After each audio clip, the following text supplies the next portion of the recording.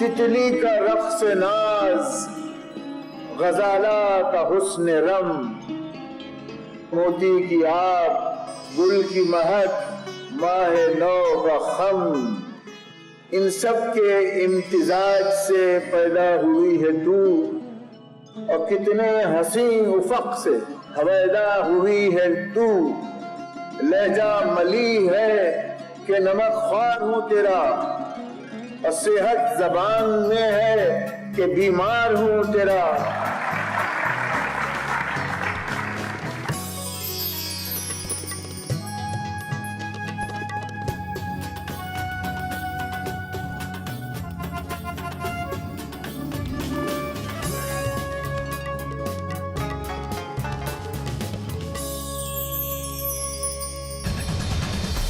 تقسیم ملک دنیا کا سب سے بڑا المیہ، ایک دردناک سانحہ جس نے انسانی قدروں کی سخت آزمائش کی۔ اردو بھی اس تباہی کی زد میں آ گئی، لیکن مخالف ہواؤں کے باوجود اس کے چراغ روشن رہے۔ اپنی اردو تو محبت کی زبان تھی پیارے، سیاست نے اسے جوڑ دیا مذہب سے۔ ٹو نیشن تھیوری بنائی گئی، جھوٹی ہسٹریز لکھی گئیں، سب چیزیں بانٹ دی گئیں، تو اب یہ زبان تھی جو کہ زندہ ثبوت تھی کہ کمپوزٹ کلچر کوئی چیز ہے، گنگا جمنی تہذیب کوئی حقیقت ہے، اور یہ لوگ ایک ہیں، یہ دو نہیں ہیں۔ ہماری سیکولر جو ٹریڈیشن رہی ہے اس کو جس طریقے سے اردو یعنی سمبلائز کرتی ہے وہ غیر معمولی بات ہے۔ اگر اردو مسلمانوں کی زبان ہوتی تو فسانہ آزاد رتن ناتھ سرشار کیوں لکھتے؟ اگر اردو مسلمانوں کی زبان ہوتی تو چکبست کہاں سے آتے؟ رگھوپتی سہائے فراق گورکھپوری کہاں سے آتے؟ سرلا دیوی کیوں لکھتی؟ اردو تو ہے ہی گنگا جمنی تہذیب کی ایک نشانی۔ ہندوستان کے خواب سے نا امید ہونا ہوگا اگر اردو کے خواب سے ہم نا امید ہو جائیں تو۔ دیکھ زندہ سے پرے رنگ چمن جوش بہار، رقص کرنا ہے تو پھر پاؤں کی زنجیر نہ دیکھ۔ خوش آمدید، آئیے داستان اردو کو آگے بڑھاتے ہیں اور چلتے ہیں آزاد ہندوستان کے ابتدائی دور میں۔ تقسیم ملک، کئی جنگیں اور ایک نئی جمہوریت کے تقاضے۔ اردو نے ان تقاضوں کو پہچانا اور دیگر زبانوں کی طرح خود کو وقت کے سانچے میں ڈھالنے لگی۔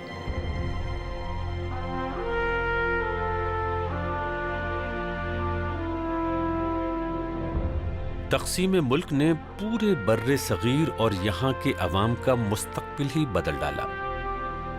قتل و غارت گری کا ایسا سلسلہ شروع ہوا جس کا کسی نے تصور بھی نہیں کیا تھا۔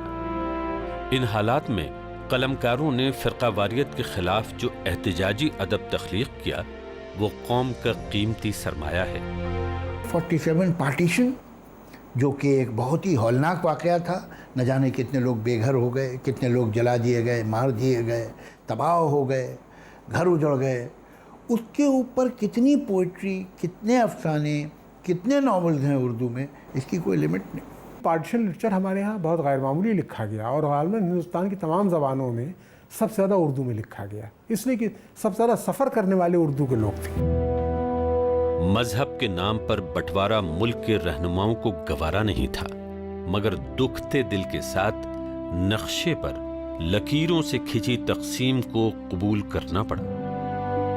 مولانا ابوالکلام آزاد نے جامع مسجد کی سیڑھیوں سے عوام کو خطاب کیا، یہ فرار کی زندگی جو تم نے ہجرت کے مقدس نام پر اختیار کی ہے اس پر غور کرو، اپنے دلوں کو مضبوط بناؤ اور اپنے دماغوں کو سوچنے کی عادت ڈالو، اور پھر دیکھو کہ تمہارے یہ فیصلے کتنے جاہلانہ ہیں۔ آخر کہاں جا رہے ہو اور کیوں کر رہے ہو؟ مولانا آزاد جو بولتے تھے فی الودیع بولتے تھے، اتنی پیاری اردو بولتے تھے۔ میں نے تو ان کو جامع مسجد کی سیڑھیوں پہ سنا، مجھے کسی نے وہ جامع مسجد کی جو تقریر تھی کسی نے لکھ کے بھیجی ہے، وہ تو پیس آف لٹریچر ہے۔ 15 اگست 1947 ملک آزاد ہوا۔ دلی کے لال قلعے پر ملک کے پہلے وزیر اعظم جواہر لال نہرو نے ترنگا پھہرایا۔ جشن آزادی میں ہر جگہ اردو کی دھوم تھی، اور کیوں نہ ہوتی۔ हिंदुस्तान का ख्वाब, इसमें सेक्युलरिज्म का ख्वाब एक ऐसा ख्वाब था जो एक ऐसे पत्थर की तरह था जिसके ऊपर पूरा ख्वाब खड़ा होता है।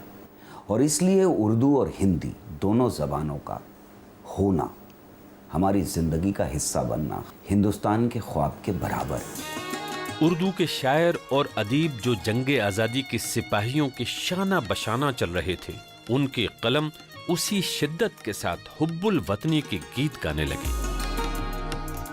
आज़ादी से पहले हिंदुस्तान में जो शायरी और जो नस्र, अफसाने, नावल लिखे जा रहे थे, उनमें एक चीज़ नुमायाँ तौर पर सामने आती थी कि वो हिंदुस्तान की नई नस्ल को आज़ादी के जज्बे की तरफ तरगीब दिला रहे हैं और ग़ुलामी के ख़िलाफ़ उनमें जज्बा पैदा कर रहे हैं। अब हिंदुस्तान को आज़ादी मिल गई तो तकाज़े बदल गए। अब आज़ादी के लिए नहीं लिखना था, बल्कि आज़ादी को महफूज रखना, हिफाजत से रखना और मुल्क की तरक्की, खैर सगाली, इसकी तामीर। तो आज़ादी के बाद की शायरी में आपको ये रंग, ये जज्बा, ये तासुरात देखने को मिलेंगे। नाक़ूस से गरज है न मतलब अज़ां से है, मुझको अगर है इश्क तो हिंदुस्तान से है। आज़ाद हिंदुस्तान में उर्दू सरकार की भी ज़बान थी और अवाम की भी। महात्मा गांधी ने अपने आखिरी ख़त में लिखा था कि उर्दू जो भी सीखेगा वो कुछ हासिल ही करेगा, खोएगा कुछ नहीं।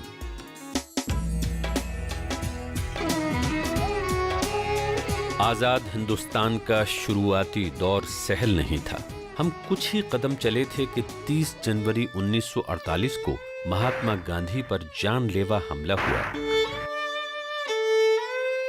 मजहब के नाम पर राइज वहशत का ये सबसे शर्मनाक वाकया था। 26 जनवरी 1950 हिंदुस्तान का आईन वजूद में आया और उर्दू को मुल्क की 22 शेड्यूल्ड ज़बानों में शामिल किया गया। इतने सारी चीज़ों के बावजूद जब कॉन्स्टिट्यूंट असेंबली में वोटिंग हो रही थी कि कौन सी ज़बान को भारत की ऑफिशियल लैंग्वेज बनाया जाए, तो उर्दू को भी 35 वोट मिले और हिंदी को भी 35 वोट मिले। तो क्या वो जो 35 वोट मिले वो मुसलमानों ने किए? नहीं, वो सारे हम हिंदुस्तानियों ने वोट किए थे। ये उर्दू की पकड़ थी। तक़सीम मुल्क ने अदीबों व शायरों की एक पूरी नस्ल को मुतासिर किया था। लिहाजा अदब में हकीकत निगारी वक्त का तकाजा बन गई। तरक्की पसंदों ने हकीकत निगारी की इस रिवायत का रिश्ता अवामी ज़िंदगी से कायम किया। गज़लों में ख़याल आराइयाँ निस्बतन कम हुई। अफसाना, नज़्म और आज़ाद नज़्म का चलन ज़ोर पकड़ने लगा।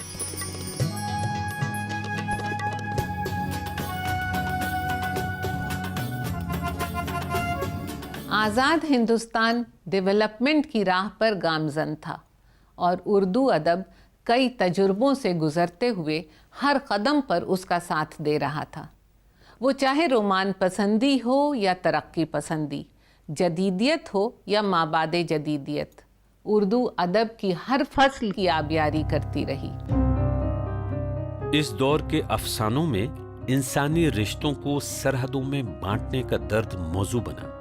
1952 में इंतजार हुसैन का नॉवेल चांद गहन, 1959 में कुर्रतुल ऐन हैदर का आग का दरिया और 1962 में अब्दुल्ला हुसैन का उदास नस्लें आजादी के बाद मंजर आम पर आने वाले नॉवेलों में थे। मंटो के टोबा टेक सिंह जैसे शाहकार अफसाने उर्दू अदब का सरमाया हैं। इन्हीं कहानियों और लाफानी किरदारों की बुनियाद पर मंटो का मवाजना चेखोव, ओ हेनरी और मोपासा से किया जाता है। ज़माना बदलता है।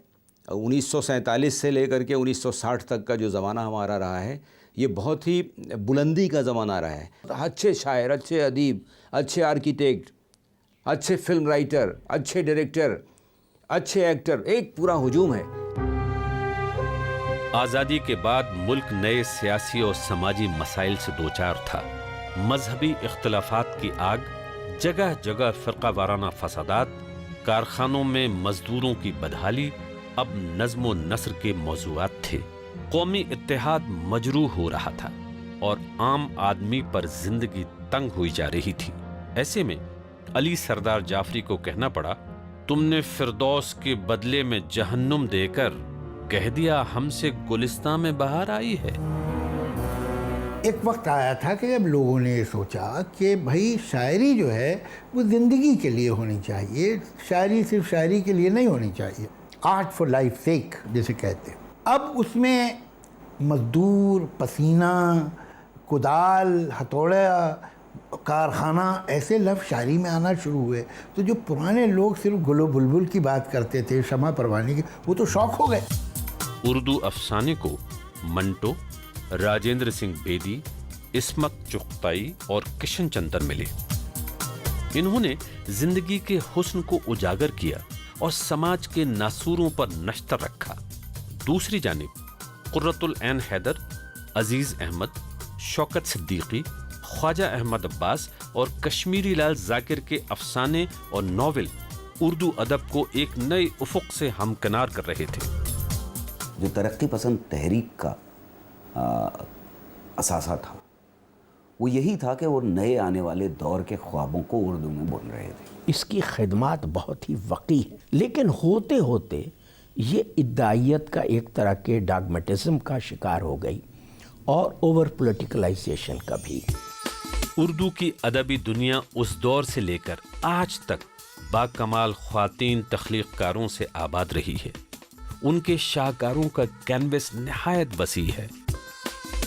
18ویں صدی کے آخر سے اردو میں یعنی ادب تخلیق ہونے لگا، داستانوں سے ہٹ کر الگ طرح کا ادب، فکشن یا پوئٹری۔ تو خواتین کا اچھا خاصا کردار رہا ہے اس میں، اور اچھا خاصا کام خواتین نے کیا۔ یہ الگ بات ہے کہ اس کو ایکنالج نہیں کیا گیا۔ 20ویں صدی کے ابتدا میں ایک باڑھ سی آ گئی تھی لکھنے والیوں کی۔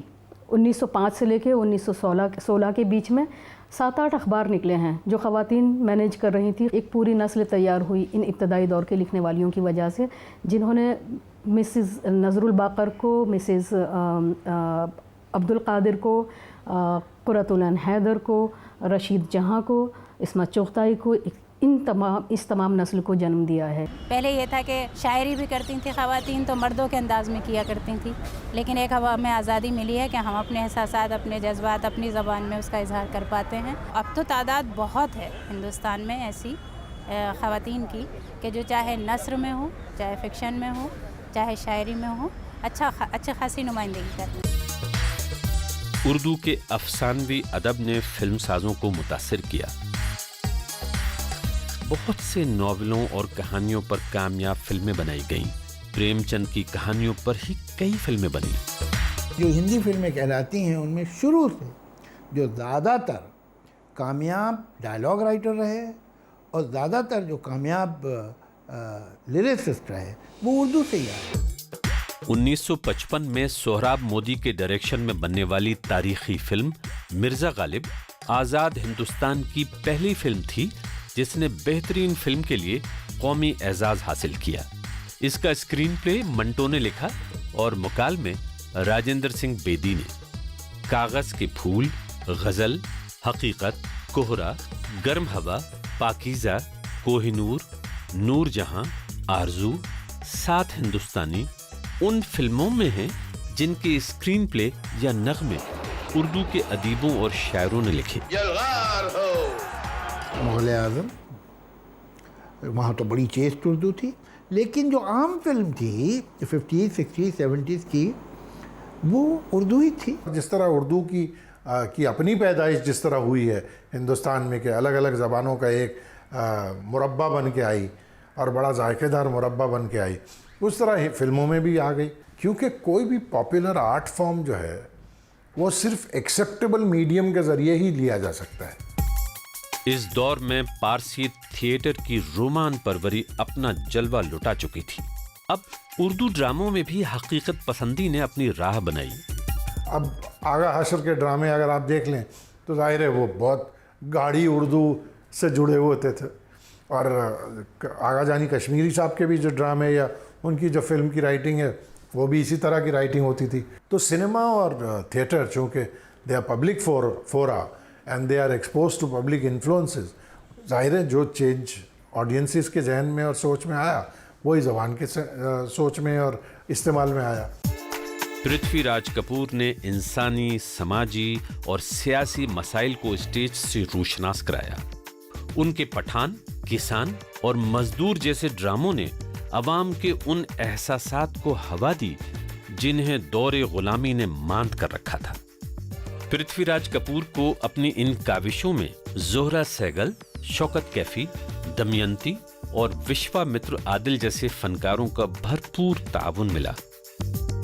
पृथ्वीराज कपूर ने मॉडर्न थिएटर को संभाला। पृथ्वीराज ने थिएटर को कंटेम्प्रेरी बनाया। पृथ्वीराज ने कुछ क्लासिक प्लेज लिए और उन्हें थिएटर को सीरियस प्रोफेशन बनाया, ग्रुप बनाया। मैं घर वापस नहीं आऊंगा।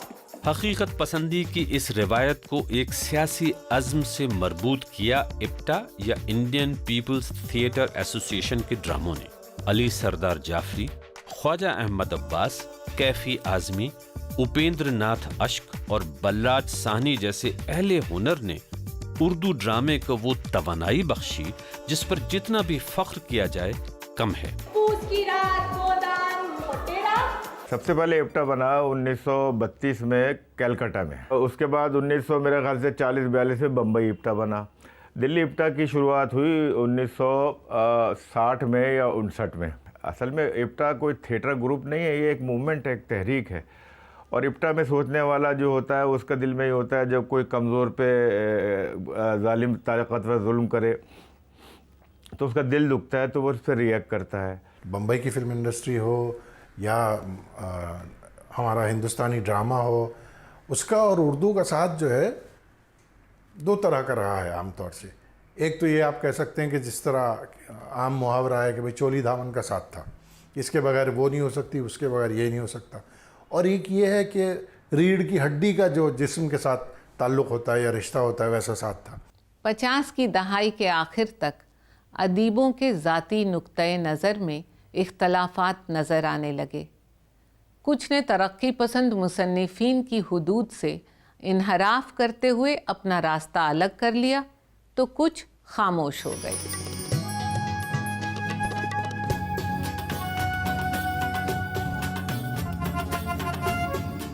उन्नीस 1960 के बाद का ज़माना उर्दू अदब के लिए ख़ासा हंगामा खेज़ रहा। ये वो वक्त था जब उर्दू दामन में जदीदियत के नक़ूश वाज़े हो चले थे। इस दौर में मौज़ूआत शहरी ज़िंदगी से उठाए गए और फॉर्म से परहेज़ एक उसलूब बन गया।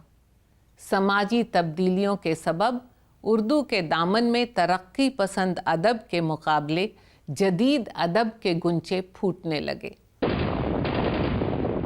1962 में चीन ने हिंदुस्तान पर हमला बोल दिया। हिमालय की नाकाबिले उबूर बुलंदियों पर जंग छिड़ गई।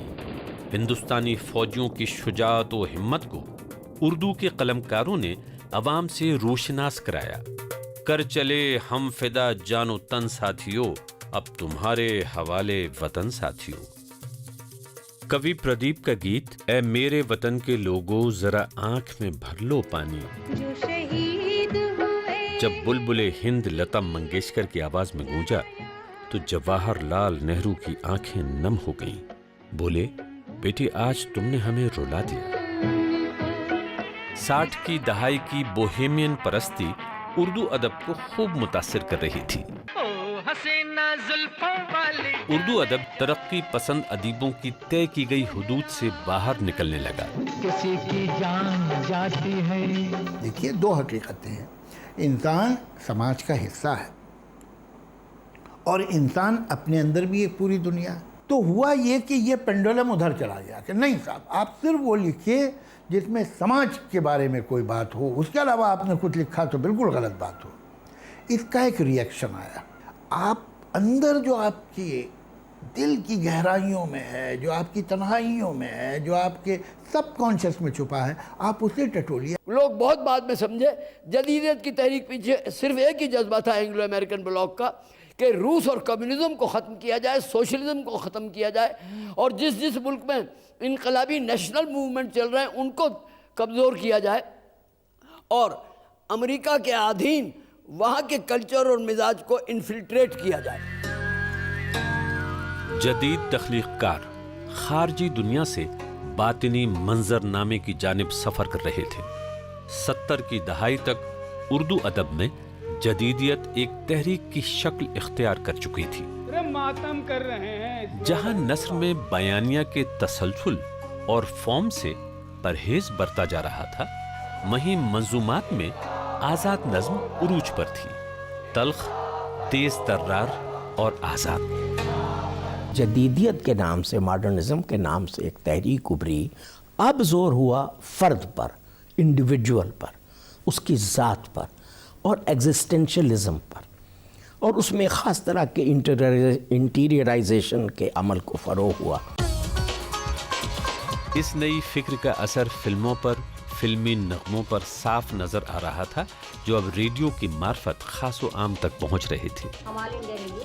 जहां उर्दू ड्रामे और मुशायरे रेडियो के जरिए अवाम तक पहुंच रहे थे, वहीं उर्दू खबरें, क्रिकेट कमेंट्री और इंटरव्यू भी बेहद पसंद किए जा रहे थे।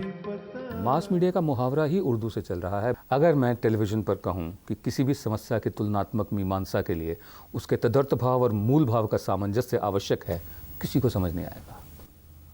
यही बात अगर मैं बोलचाल की ज़ुबान में कहूं तो वहाँ उर्दू मेरी मदद करती है। हमें हिज्जों की तमीज़ उर्दू से मिली है। 15 सितंबर 1959 हिंदुस्तान में टेलीविज़न की आमद, 1965 से रोज़ाना टेलीकास्ट और 1982 में नेशनल टेलीविज़न की रंगीन शुरुआत। खबरें हों या तफरीही प्रोग्राम, दूरदर्शन ने शुरू से ही उर्दू को अपने दामन में सजाए रखा।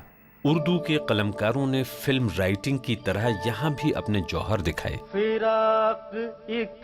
कहकशां उन्वान से उर्दू शायरों अदीबों पर कई एपिसोड बनाए गए। अदबी नशिस्तों और मुशायरों को भी टेलीविजन पर स्लॉट मिलने शुरू हुए, तो उर्दू की इन असनाफ को मजीद मकबूलियत मिली। गैर उर्दूदां हलकों में भी उर्दू की पजीराई हुई। होता क्या है कि जो ज़बान जिस मीडिया को सूटेबल लगती है वो उसी का इंतखाब करता है। शुरुआत से ही दूरदर्शन को अपने इजहार के लिए, लोगों तक पहुंचने के लिए जो ज़बान सबसे ज़्यादा सूटेबल लगी वो उर्दू थी। उन्होंने शुरू से ही उर्दू के लफ्ज़ों का भरपूर इस्तेमाल किया, उर्दू के शेरों का इस्तेमाल किया। उर्दू का मार्केट और सेगमेंट इतना बड़ा है, ना सिर्फ हिंदुस्तान में बल्कि हिंदुस्तान के बाहर भी, कि वो रेवेन्यू जनरेशन का भी बहुत बड़ा एक माध्यम है। उर्दू की प्रमोशन की भी बात हो जाती है, नेशनल इंटीग्रेशन की भी बात हो जाती है, नेशनल यूनिटी की बात हो जाती है, और अपने कल्चर और सिविलाइजेशन को, अपने हेरिटेज को इंटरनेशनली पोर्ट्रे भी कर सकते हैं, शोकेस भी कर सकते हैं। जहां मास मीडिया बच्चों के प्रोग्राम बना रहा था, वहीं खास तौर पर बच्चों के लिए अदब भी तख्लीक हो रहा था, जो नस्ल नौ की जहन साजी के लिए मुफीद रहा है।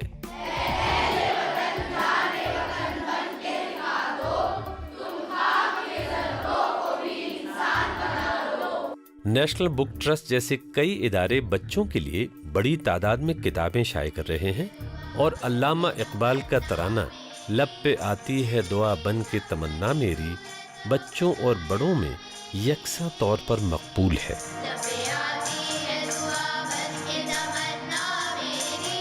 इस दौर में हबीब तनवीर थिएटर के सबसे नुमाया दस्तखत बन के उभरे। उनके प्ले आगरा बाजार ने आलमी शोहरत हासिल की और उर्दू ड्रामे को नई बुलंदियों तक पहुंचाया। हबीब तनवीर ने अपना नया थिएटर बनाया और उन्होंने आगरा बाजार किया, और बेसिकली वो भी एक सोशलिस्ट थे, कॉमरेड थे। ऐसे सब्जेक्ट उठाए जो समाज में मैसेज दें और समाज की बुराइयों को उजागर करें, लोगों को दिखाएं और लोगों को ताकि उससे इबरत हो। उर्दू शायरी को मकबूल बनाने में अब फिल्मों और टेलीविज़न के अलावा कैसेट इंडस्ट्री ने भी अहम रोल अदा किया। गज़ल हो, कव्वाली हो या फिल्मी गीत, उर्दू शायरी अब आसानी से घर घर पहुंच रही थी। बस बटन दबाइए और अपने पसंदीदा नगमे सुनते जाइए।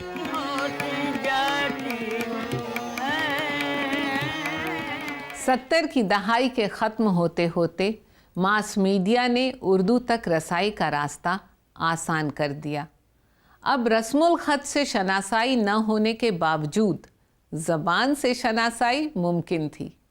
इस पेशरफ्त से उर्दू को और उसके आशिकों को बहुत फ़ायदा पहुंचा। नए नए संगमील टेक्नोलॉजी के साथ ज़बान की इस हम आहंगी का खैर मकदम कर रहे थे اور اردو نئے زمانے کے نئے تقاضوں کی تکمیل کی خاطر ہر رخنے سے نبرد آزما تھی۔ اس بارے میں تفصیل اگلی قسط میں۔ یہ اردو ربط باہم کی زبان ہے، محبت، پیار، چاہت کی زبان ہے، ثقافت، علم اور آداب اردو، تمدن کا درخشاں باب اردو۔ خدا حافظ۔